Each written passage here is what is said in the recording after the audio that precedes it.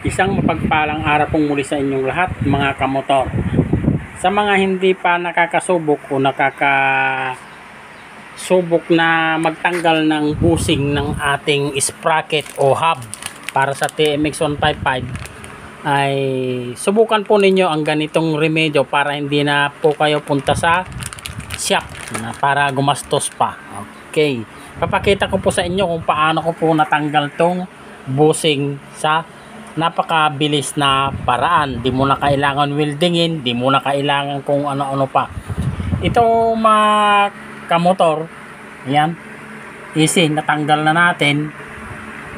Ipapakita ko sa inyo mga kamotor kung paano ang pagtatanggal ng walang kahirap-hirap. Sa mga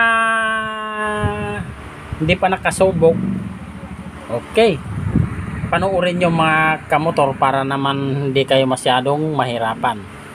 Ang ginawa ko nga pala dito mga kamotor, ito concrete nail.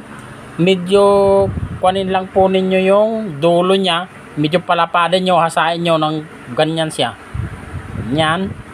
Tapos isisiksik po ninyo dito, pero dahan-dahan lang mga kamotor para hindi ma-damage yung ating butas. Ayan, ganyan. Isisiksik ninyo mga kamotor dito, pupukpukin nyo ng martilyo.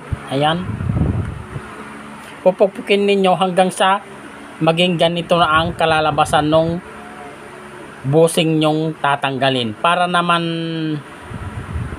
ito ang kinalabasan. Pag nagganito na mga kamotor, na tagos nyo na hanggang sa may ilalim, kikipis siya mga kamotor. Ayan. Di hindi na kayo pupunta pa sa shop na magagastos pa kayo.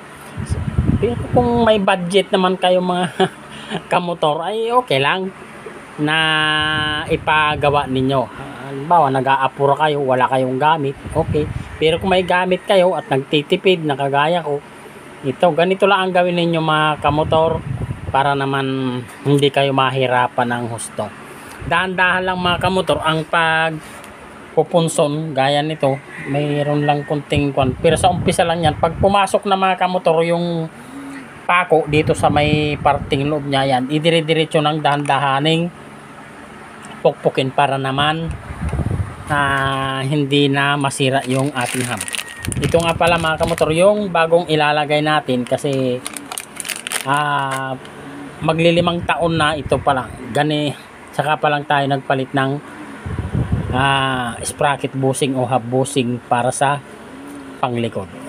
Okay, sa mga nakakaalam na mga kamotor na pagtatanggal ng ganito, share naman natin para naman yung iba hindi na mahirapan o hindi na mapagastos pa.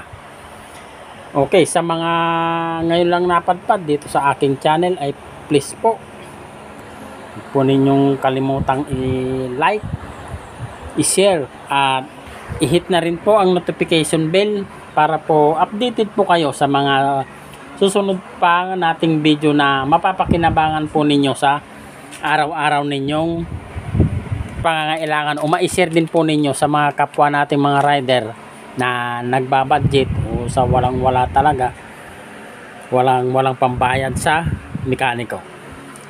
Okay mga kamotor, at sa mga hindi naman